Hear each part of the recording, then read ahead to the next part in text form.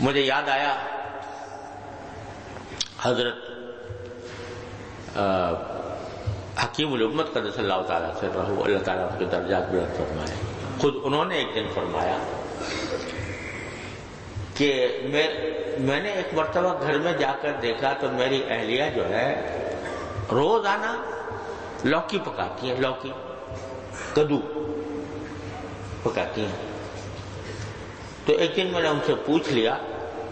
کہ بھئی یہ کیا بات ہے کہ آپ روزانہ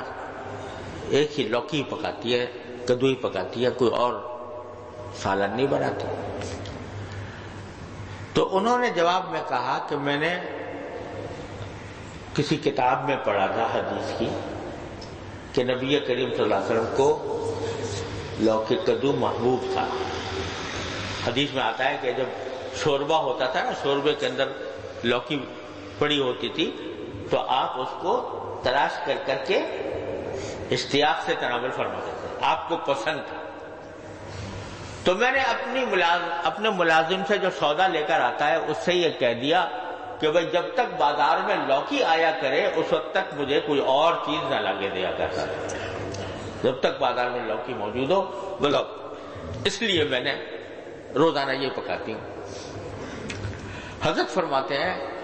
کہ جب انہوں نے یہ بات کہی تو میرے جسم پر ایک لرزہ سا آ گیا کہ ہم دیکھو یہ خاتون ہے،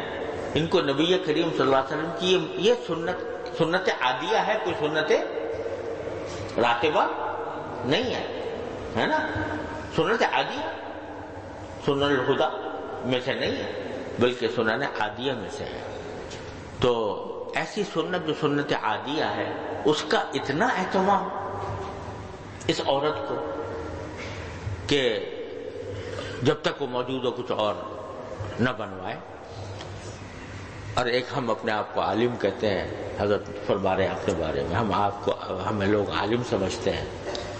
ہم نے علم پڑھا ہوا ہے، احادیث پڑھی ہوئی ہے،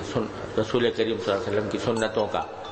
علم ہم نے قرآن و حدیث سے حاصل کیا ہے، مگر ہمیں سنتوں کے اتباع کا اتنا اہتمام نہیں۔ تو ان کے اس کہنے نے مجھے اس بات پر مجبور کیا کہ میں نے 3 دن اور کام چھوڑ کر اس پر لگائے، 3 دن لگائے اس بات پر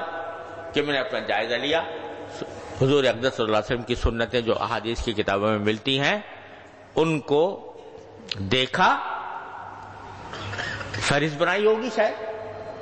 اور دیکھ کر دیکھا میں کون سی سنت پر عمل کرتا ہوں، کون سی سنت پر عمل نہیں کرتا۔ 3 دن میں نے اس کام میں صرف کیے،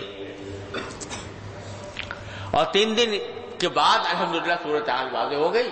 پتہ چل گیا کہ کون سی سنت پر عمل کرتا ہوں، کون سی پر نہیں کرتا، اور جو نہیں کرتا تھا ان پر عمل کرنے کا ارادہ کر دیا، شروع کر دیا۔ تو بھائی اس طرح یہ طریقہ پھر اپنے جو مسترشدین تھے جو ان سے اصلاح کے طالب تھے ان کو بھی لگایا اتباع سنت کی طرف، اور سارے مجاہدات، ساری ریاضتیں ایک طرف